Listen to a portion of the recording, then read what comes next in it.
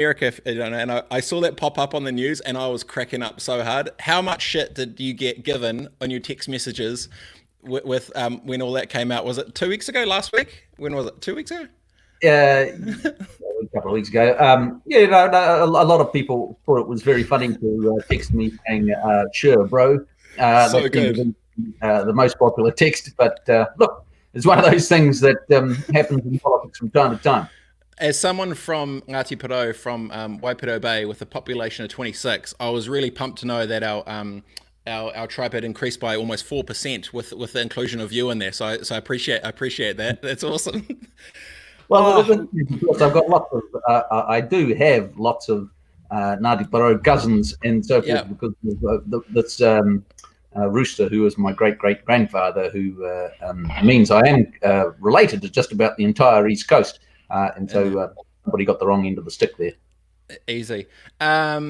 We met a couple years ago through a mutual friend, Holly Bennett, crazy young buck, just flipping. How would you describe Holly Bennett in one sentence, apart from nut job, chaotic, awesome human?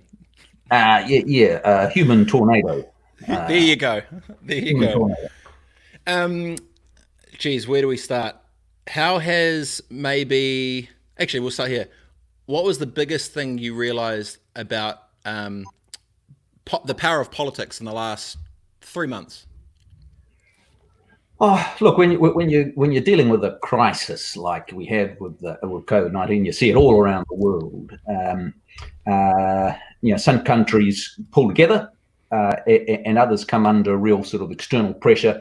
And you see the nature of a country under pressure. New Zealand's come through it very well. We've been very focused to get on top of the disease as soon as we can.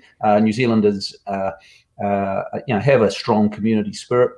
And so that I think has worked pretty well. You'll see some other parts of the world where it's gone in opposite directions, and political leadership's part of that, but also the nature of the challenge.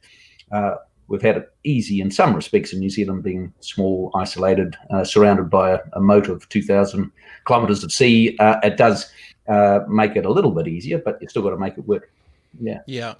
The all during lockdown, we were interviewing a whole bunch of people all over the show, and do you see it the same way that I see it, where wave one, medical, knock that shit out, wave two, economic, it's going to be a 3 to 5 year argument, but then the long tail of sort of mental health and community, do you see it the same way of I guess medical, economic, community people for the long tail, or do you see it a bit different with where the priorities of the nation will probably shift over this next decade? Well, yeah. Look, I mean, obviously we're moving from the medical phase to the economic phase, and how we get through that will determine the extent of the damage long term. So for New Zealand, of course, it's important that we get back on track. And that means opening up the place as soon as we can, and not kind of believing that the solution to every problem is industrial scale government spending, which seems to be the current plan at the moment. Actually, I think the critical thing is to trust Kiwis, small business people, families, big businesses, to figure it out for themselves, how to get back on their feet, and everybody will have a different sort of route. And it's the private sector that really drives growth and opportunity. So that's where I'm coming from. And if we do a good job on that, then those broader social consequences will be manageable, and then we can focus on the things that we always want to do as a country, which is raise up the whole of the population, get people focused and able to look after themselves and their families, and have some fun, which is what life's all about. Totally agree. When obviously the numbers pretty well with what you do and how you do it. What do you think of where did the Labour government potentially stuff up the most, or where did they do the best and the worst in the budget? Like, what were you like, yep, that makes sense, and what were you like, this is Muppet shit? What was because from I guess from my side, talking to crew, they were like, tourism felt they got smoked. Small businesses were just like, geez, did you see it the same? What did they do good and what did they suck at? Well, look, I mean, they've been very effective at shutting the place down, and that was good in terms of getting on top of the disease. But you've got an element of pragmatism is important to open up and allow people to do things. And so the budget, the primary issue is that they just given themselves this great sort of slush fund of more than $20 billion to spend. And you can't ignore the fact that we've got an election in 3 months' time, and so if every day that you're just spending 200 or 300 million to sort of make that group happy, and then tomorrow that group happy, what you see is this big mountain of debt, because it's all borrowed money that particularly young people are going to have to pay off in the next little while, and it will lead to higher taxes if it's not sort of dealt with properly, and that all just makes it harder for people to get ahead. So when I look at the budget, I say, yep, they were quite good on dealing with the health issue and locking us down and dealing with the virus. What is absent is a clear kind of plan to get us back on track economically beyond just government spending. And that's where that would be my fundamental criticism of it.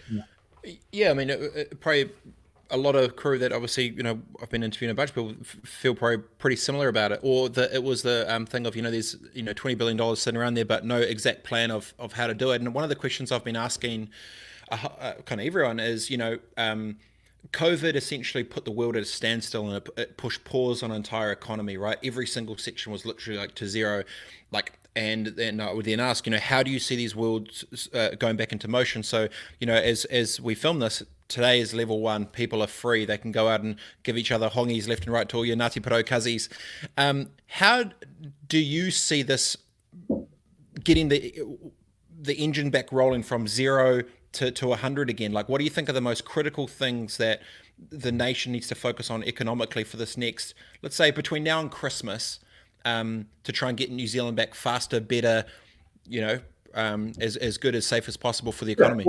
Well, the first thing is just to allow people to do things, so we're and you can argue about it. I don't like to sort of go raking over the coals or whatever, but every week and every day matters, particularly if for the 400,000 small businesses. We had a few occasions in the grim period with Willie Jackson and people like that saying, an extra week doesn't matter. It does matter. For business, yep. Every day matters. Right, every day it's a week of payroll, which punches you in the face, man. Jeez. That's right. And so people are under enormous pressure. And what you've seen, of course, is big parts of society, particularly people on government payrolls or superannuitants who haven't had any cut in their income, and so they're naturally focused on the health side of things. But a relatively small group of society, particularly the small business folk, have been hammered, absolutely hammered. And every day for them counts. So, speed to open up and allow people to do things. Now, we're at level 1 today, which is great. The next step is the border, because tourism's colossally important. So we want to get that Trans-Tasman bubble operating as soon as we can. International education was our 4th largest export industry, and so you've got to. It's just too easy to say, it's all too hard, we'll just put it off to next year. The smart, adaptive, dynamic countries figure out how to make it happen again, to get those people back and through quarantine, and send them off to the university accommodation or whatever. Do whatever it takes to enable us to make a living, because that's what we need. I get it. The tourism. Maybe we'll just go here for a second. A lot of crew that I know and buddies with, they run tourism companies. They're sort of looking at this whole landscape is pretty much not only decimated, but trying to figure out how to sort of reset the deck a little. If you were in government now, how would you have approached tourism maybe differently? Would you have approached it differently? What would you have done with that? Because obviously a lot of people were yarning around Queenstown and just, I guess, everything. How would you have maybe approached that? Your vibes? What would you have done? I mean, I don't think there's sort of there's sort of no magic bullet immediately, in the sense that if you're totally reliant on the American market or something, tourists from particular areas, then you really are going to struggle until the border opens. So the primary thing is to do everything we can to have that happen sooner rather than later.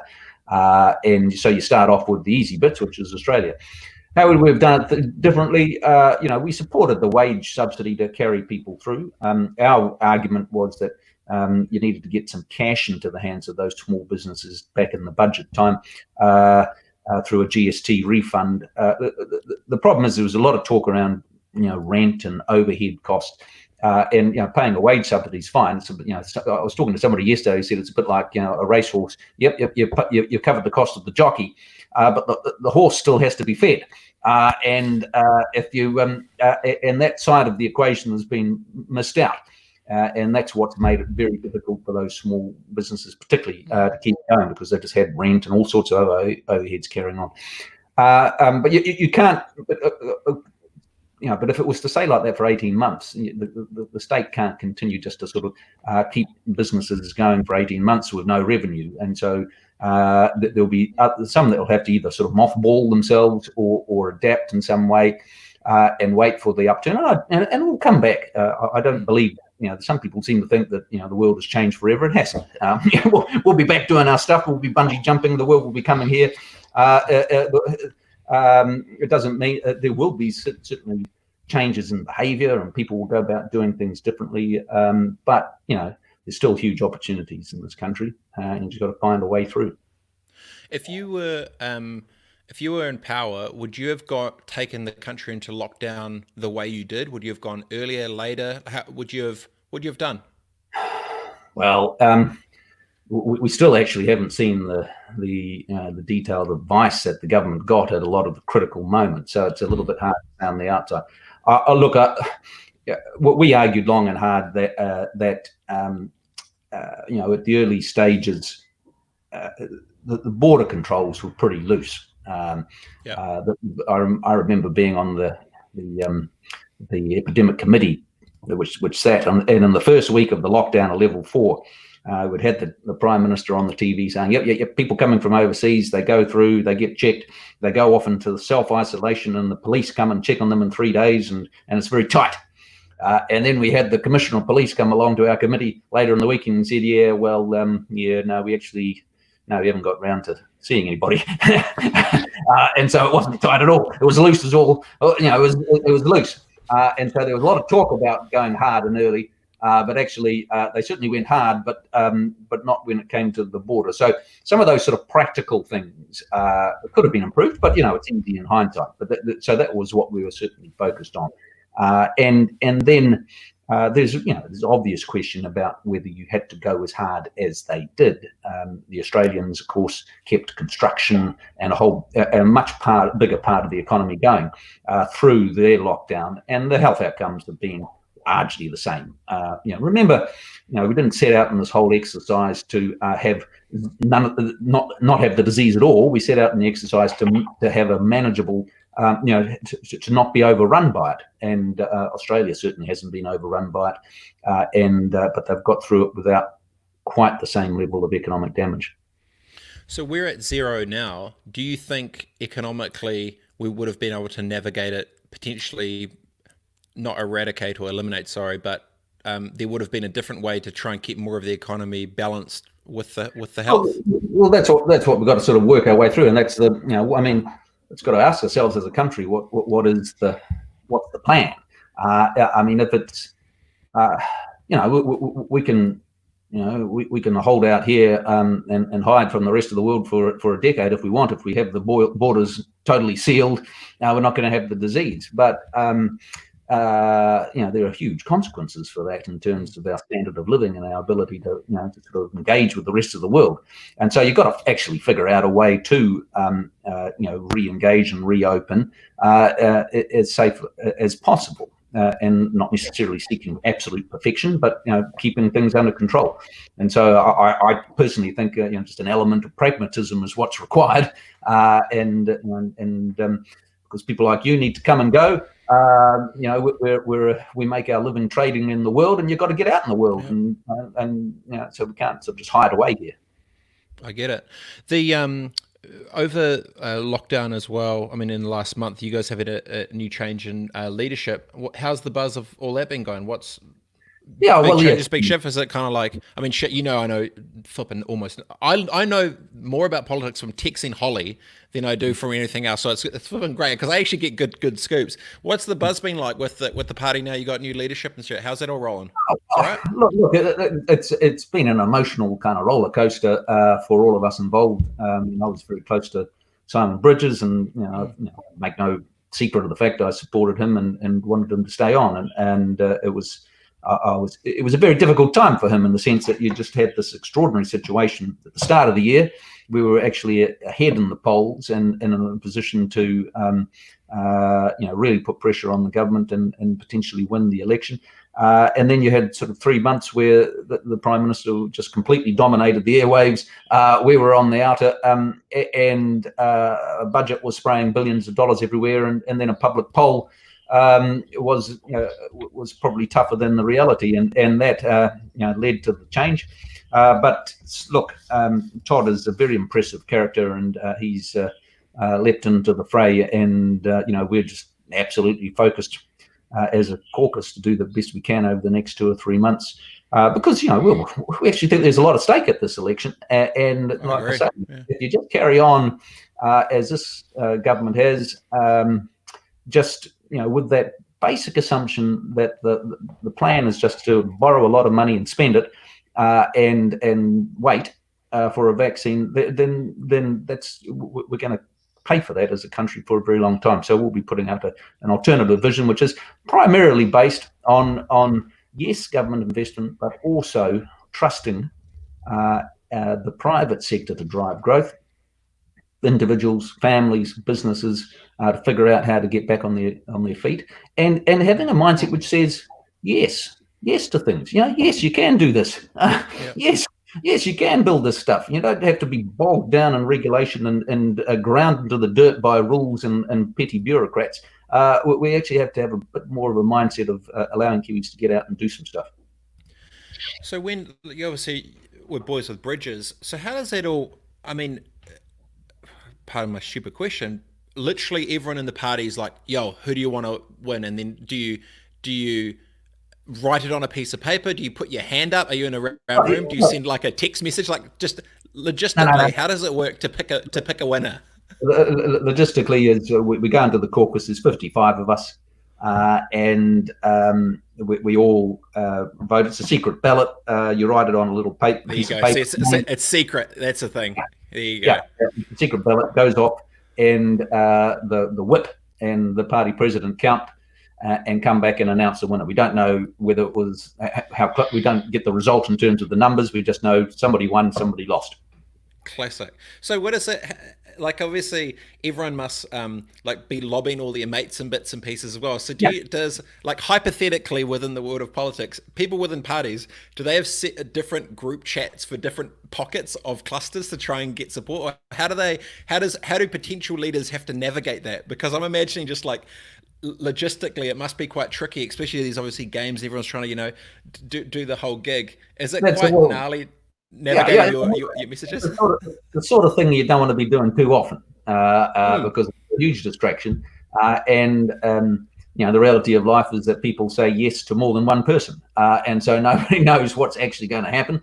Quite often, number of people are confident going into a vote and only one person comes out, and so anyway, I mean, it is what it is, and it's I suppose not surprising given the enormous political pressure that we've had, that those sort of questions are raised, and so it was a moment of high drama, but it's behind us now, and now we're absolutely focused on the next moment of high drama, which is the election campaign, where anything can happen. I get it.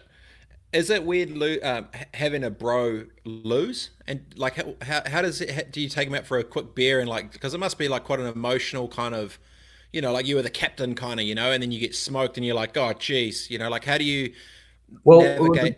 Well, the extraordinary thing is, of course, it's a bit like the ancient sort of, the king is dead, long live the king. Immediately, because the moment the new leader is elected, then it's absolutely full on for the new leader to get out there in the media. And so within half an hour of the vote, I was up there on the stage with the new leader as part of the new team. He decided he wanted to keep me on as finance spokesperson, and so basically haven't had a moment to catch my breath since, because there's an enormous amount of change that's required when you've got a new regime in place, and so it's busy basically, and eventually in October we'll catch our breath and tell some stories. I get it. The hypothetically, out of 100 members, so if there's 100 members of parliament and one on one side, what percentage of them do you think, deep down, even though they would maybe only tell their wife and their best friend, actually want to be the prime minister to take it? Do you think, like, what percentage? Do you think someone like are happy in their role, like the Scottie Pippen, and they're like, just like they know their lane, or do you think everyone wants to be Michael? All politicians that you've ever met of all time, 100 out of 100%, what do you think? No, look, I don't know. I mean, I think well, probably at least half would consider themselves the prime minister. You don't. It's not the kind of over thing. Over under 70. Hey, if there was an over under of 70, what do you reckon? I take the over. Yeah, maybe. But look, it's you don't go into it if you don't back yourself, as I suppose. Yeah. But a lot of them, a lot of us have a particular role in mind that they want to do. I mean, for me, I've always wanted to be the Minister of Finance, and so that's why I'm happy to have the role that I've got, because I think that's a critical sort of part of the whole political operation, without necessarily having to parade your family around as the leader of the party. And me and my wife, she causes too much trouble. Yeah. Just keep you with your spreadsheets, mate. You're happy with that? When you actually, I'll ask a question. So if you're doing say if you're the Minister of Finance, you have to do this. How aggressive do your spreadsheets go? Like, is it just?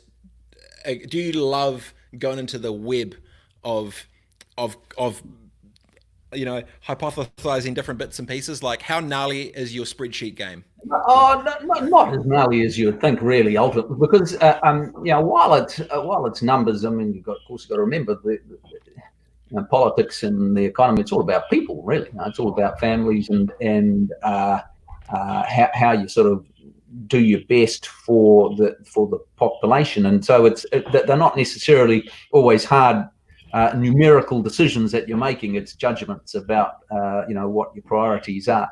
So look, I mean, I probably spend more of my time with words, trying to express what we're trying to do, which is about coming up with a plan that people feel confident about, and they have that they can see. Yeah, okay, these folks, they make sense. They know what they're doing. They've got a clear sense of direction, and on the basis of that, I feel confident to have a crack and start my new business, or hire a new person, or expand in some way, because that's fundamentally what we want. We want people, young people to have a go and feel confident to have a go, and they're more likely to do that if they look around and they say, okay, well, I don't care about politics particularly. I don't care about government particularly, but I just want to know at the back of my mind that there is somebody competent in charge and they know what they're doing, and then I can do my stuff and get on with it, and we're not sort of going down the gurgler. And that I think it's no more complicated than that. But to actually achieve that is it requires discipline and effort. So with the big election coming up, so it's September 19th, is it? Yeah. Was it September 19th? When are you allowed to tell people what the plan is publicly? Like, is there a set time? Like, how are you going to approach this differently? Like, what's National's ninja move to try and win this election? Like, what's the... Well, the thing about a ninja move is that you don't tell people when it's coming. Are you legal? Is there a time frame on when you can legally tell people what you can and can't do? Like, is there a timeline on that where you can start to talk about it? No, there isn't. Okay. But you don't want to leave it too late, because people have to be told things 20 times before they hear it the first time. So you do want to get your message out relatively early. The challenge with this unique circumstance that we've got at the moment is that, because things such as moving to level 1 and all the health sorts of issues are so dominant in terms of people's minds, it's hard to get another message through. So it's a question of timing, really. Yeah. People want to be clear about where we're heading well beforehand. Yeah. Well, one of the things we're talking about before about the economy. 97% of New Zealand businesses are small businesses with staff under 20. Is the chink in the armor going after small business? Is that the play? Like that's got to be obviously a big priority, because after the budget came out, so many small business owners, that I talked to were just real kind of like gutted and disappointed, and we're just like, what the fuck, like shit. How do you feel? Do you feel small business has been left to the side a little bit, and do you think that's where a big priority has to be? Well, absolutely, absolutely. They're very much in tune with our way of thinking, and we back them, we support them. I always take the view that there's no purer form of public service than being in business, because you only survive in business if you give people what they want at the right price, and that's hard, and it requires an enormous amount of effort every day. And so whereas there is a slight tendency amongst the government parties to regard businesses as just big business out there to rip everybody off, and that they're there to be to pay lots of tax and be quiet, and that mindset, I think, sort of filters through a little bit in the way they're going. So most of the money in the budget is gone to every other place apart from getting some cash into the hands of those small businesses who have been told to shut down, not because they're no good at business, but for the benefit of the country. And so they've been told to do it for the benefit of the country, but they have to bear most of the burden. How do you think the banks have done through all this? Because I think, one of the things people have been talking about for, some of the people I've been talking to is thinking of, do we take out bigger bank loans with personal guarantees so we can actually survive through this, or we just say stuff it? Like, how do you think the banks are done through this whole thing? Because obviously they've moved pretty fast, but how do you think they've done? Well, look, it's easy for politicians to say that, and I've heard the Minister of Finance say that they should be generous or open, expansive, or take greater risks, and I think they've done as much as they can around that area in terms of offering extended, conditions. But ultimately, of course, if you're a small business and you're struggling and you can't operate, then you don't really want to be taking on more debt. And so that's the real challenge, and that's why we argued for some sort of cash payment through the GST refund at the critical time. Now, of course, now that the economy is open, the best thing you can do is allow people to do their job and get their business operating as soon as possible, and then sort of take the pressure off on the regulatory side. So, I mean, one of the most bizarre moments of the whole episode was that the government seems to sort of just carry on as business as usual, just applying new rules and costs to business as if nothing's happened. And so on the 1st of April, they put up the minimum wage significantly at a time when businesses had no revenue. And the line was, oh, well, it's important. Like there's some kind of magic tree out there that businesses can just find more money to pay higher wages. Now, the whole purpose of government policy is to create an economy where wages go up, but they've got to be based on reality and the ability of businesses to pay. So you've got to be a bit in tune with what's going on, and so we have a real focus on trying to pull back the burden of regulation, give flexibility to employees, with 90-day trials and things like that, so that you're in an employment friendly environment is what you want to see. Yeah. When you look at what National stands for in 2020 versus what Labour stands for in 2020 for the average Kiwi, what do you feel what do you most agree on, and what do you just like stuff that? Like, what's the two ends of the spectrum of what you agree with and disagree with? Well, we'd agree that the health and security of New Zealanders is critical. An effective health system and response to COVID is absolutely critical.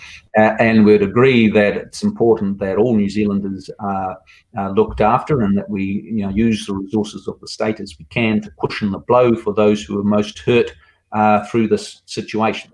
Agree on that. Where we differ, I think, is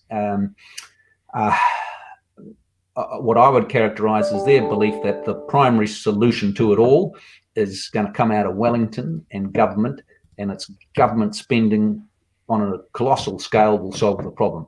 We see a role for government spending and investment, but we see also critical equal role in private sector, and it's a question of sort of trusting New Zealanders and their businesses to figure out for themselves how to get back on track, and to get the money that they need, and appreciate that it's also it's those tens of thousands of little decisions of small little operators to with four employees to take on an extra person to expand that really drives economic growth. Which is why one of our proposals a couple of weeks ago with Todd was to offer $10,000 for people who would hire a new employee. It's not gonna be transformative. It's not gonna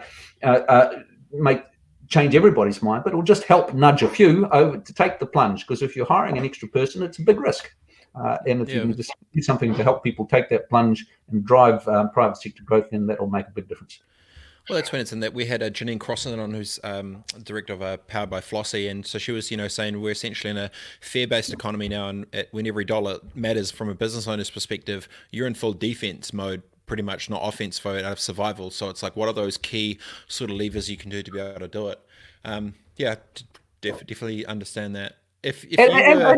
I'd say we're a little bit more forward-leaning as well. I mean, a real old-fashioned element of the budget, which was, it was like $1.1 billion for people to go out and hunt possums in a make-work scheme, and huge amounts in trains. So like they're going to sort of catch a train out to the Tararuas or something and go and hunt possums. It was no different to the 1950s. But actually relatively little on technology and R&D and the future that needs to be driven with high skills. And the previous national government, we invested enormously in R&D and all those sorts of things. And so I think that's the basic difference. Is the state going to drive it, and it's going to create jobs through all sorts of make work schemes, or are we going to rely on the private sector more? So if you were to put the little Goldsmith fairy dust over New Zealand, say you were Prime Minister in power or whatever today, if you were to do one thing right now we're in level 1. Today's like day 1 for this new New Zealand, whatever the future holds.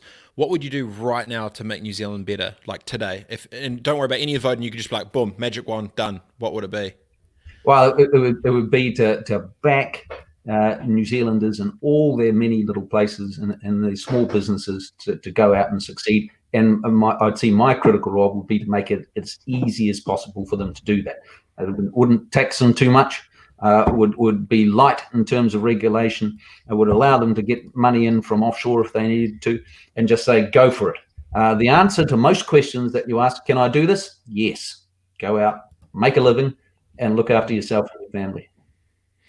Yeah, I think the psyche of just most people in business is just in defense mode. So it's like, how does the government help change that, the psyche and that feeling around business to go and be proactive? Because I don't think we're going to, you can't save your way out of this thing, and you've got to grow, but you can only grow if you're kind of feeling positive or have the confidence to go and do it, right? So I think that's a huge piece.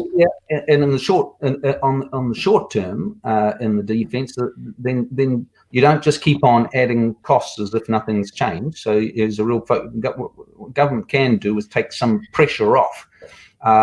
And that's why you have to be disciplined around regulation. You have to say, well, actually, we'll make it easier for you to hire people. We'll extend the 90-day trials to everybody. We'll look at some of the costs that you're dealing with around the overhead costs that you're dealing with. All those sorts of things will help at the margins. and also a real focus on opening up that economy in terms of the border, getting the tourists back, getting the Aussies back, and allowing us to get ahead in that area. So I remember when we first met, I told you what my education on politics was, and I'll refresh the story for those. Obviously, they weren't in the meeting with us. I was 13 years old in science class, and at Aranui in Christchurch, and my teacher goes, "All right, you know how the election's coming up?" And everyone's like, "Yep." You know what it's about? Everyone's like, "Nope." And they go, "Okay, this is all you need to know about politics. So you know how you guys are on the benefit?" And we were like, "Yep." They're like, "All right, well, National want to take it away from you." And that was it. That was in 98. I think I would have been 13, 14. In the perception of within culture and community, do you feel that's changed for the better or worse since then for the average psyche of those within culture around National? Do you feel, how do you feel that National's changed or perceived maybe? Yeah, look, I mean, I think, unfortunately, there is always an element of politics which is around fear.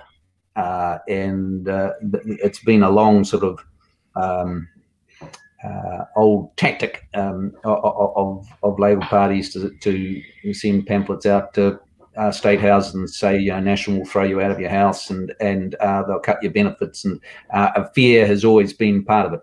I think we demonstrated with 9 years with John Key and Bill English that actually the National Party was the first party in a very long time to increase benefits, for example, and that was a result of a strong economy that was focused on all New Zealanders. That they don't actually have horns coming out of their heads. We're New Zealanders who are proud New Zealanders who are focused on improving the lot of everybody. So I think we made a difference of that, and that's why we were consistently polling in the 40s and rather than in the 30s like we were in the 1990s. But every generation, every sort of group has to reinforce that message and recognise that politics is not. We end up talking about the economy a lot because it's so important, but that's it's not everything. I'm in politics to I want to see us, people have the best opportunities that they can to get ahead and look after themselves and their families. But it's also about preserving what's special about this country, which is our beautiful environment. It's our way of life. It's our sort of relatively high levels of social cohesion. We're not perfect. We don't, but compared with most of the world, we actually get along pretty well in New Zealand. We're people, and there's I can play a game of rugby in Ruatoria and come out still alive. Try. That's good. I've done it. I've never felt like I've been tackled so hard in my life, but we get along in this country pretty well, and those sort of special things about New Zealand we've got to do our best to preserve, and that's why we have such a generous welfare state, but it's important to be able to sustain that. So you've got to have a decent economy behind that. One of the ones, because I was obviously Ngāti Epson popped out and everyone was giving you guys shit in corporate world and boardrooms, diversity and inclusion, and they say diversity of thought and blah blah, but the reality is a lot of these positions aren't open up for females or Pacifica, Māori, Asian, Indians, whatever.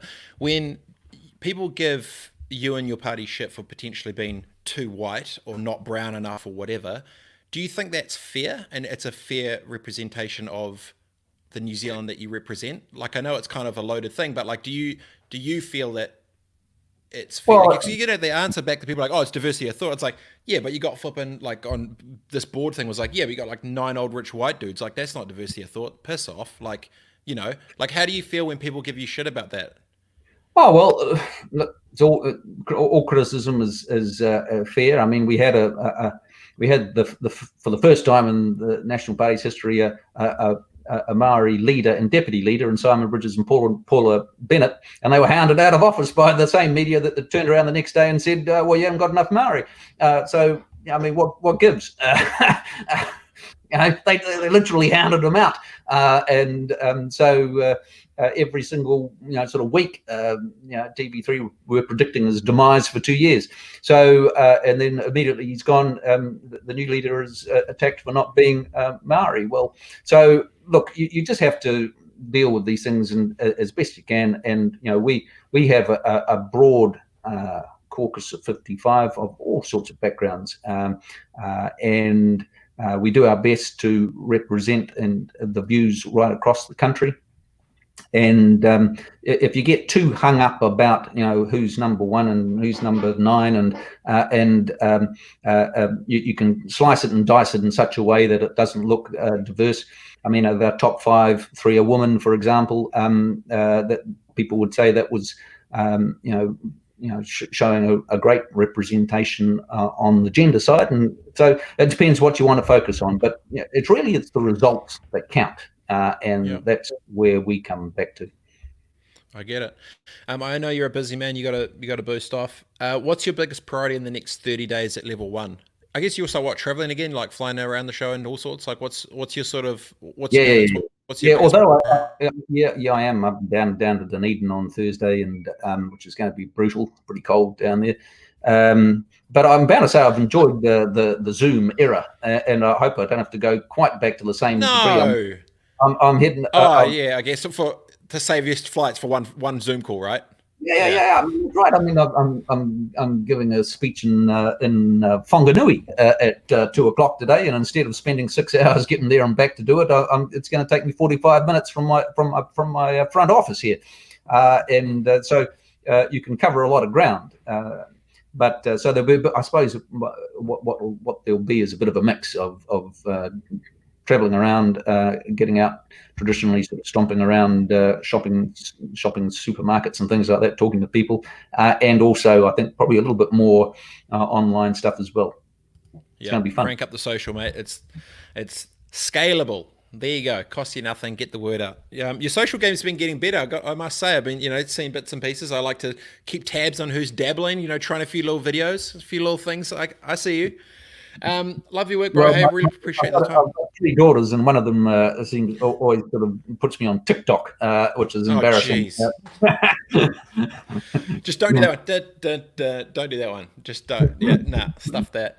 Hey, good to chat, bro. I know you're super tapped, and best of luck with all the rest of it. And I'll be looking forward to watching the ninja moves from afar. Very good. All the best. Love your work, brother. See you soon.